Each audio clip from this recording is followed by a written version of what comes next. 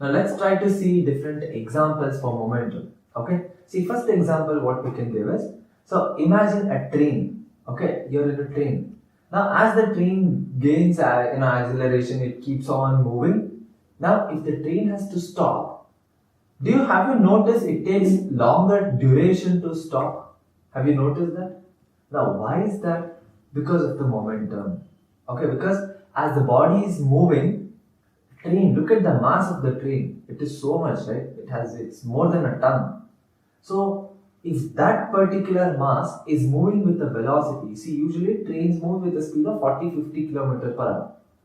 Imagine a 100-ton train moving at a speed of 50 km per hour.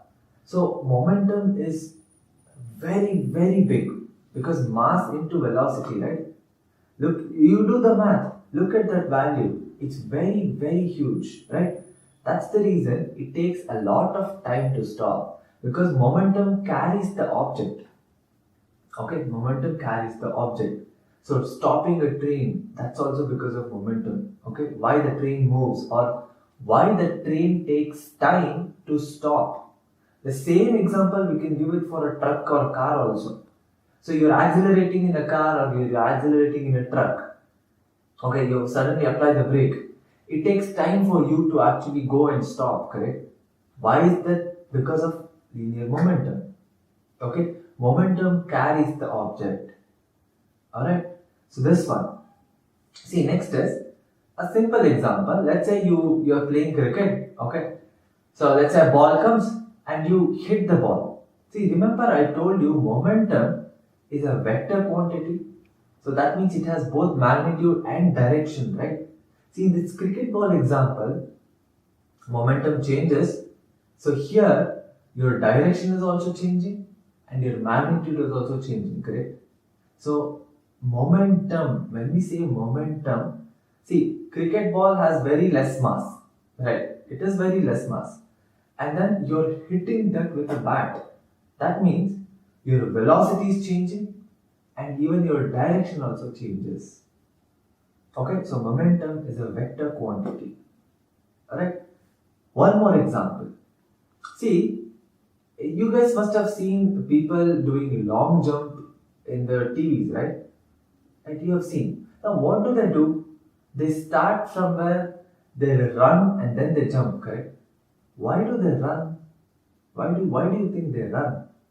Because, see, so they'll start running. So let's say some person, okay, he has a mass of 60 kilos.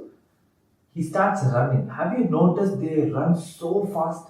In that short period of time, in that very short duration, they run. They run like crazy, correct?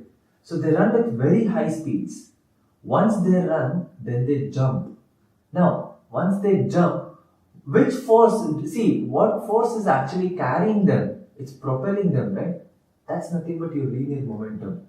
Because they would have gained the momentum when they're running. The same thing is applicable even for cricket also. When bowler bowls, he gains that momentum and then he throws the ball. Same thing is applicable even in long jump also. The person who is actually jumping, he runs, he gains the momentum, then he jumps. So the momentum carries him. Okay, see, this is one more example for linear momentum. Okay, and one more example, this everybody would have done. See, in a flat road, you cycle. Okay, you cycle very fast and you just leave it. That now you're moving, correct? What force carries you? That's nothing but your momentum. See, a cycle and you're sitting on the cycle, it has a mass and you're moving with a velocity. Now, once you leave it, velocity, nothing. So your momentum itself carries you. Okay? See, these are all the examples, or you can say examples what we see in day-to-day life, where linear momentum is actually, we can say linear momentum is used or linear momentum can be explained, you can say. Understood? So if you can think up with, or if you can come up with any other examples, do make a list of all those examples for your future reference. Understood? So next we'll see how we use this linear momentum to calculate the force and all these things. Understood?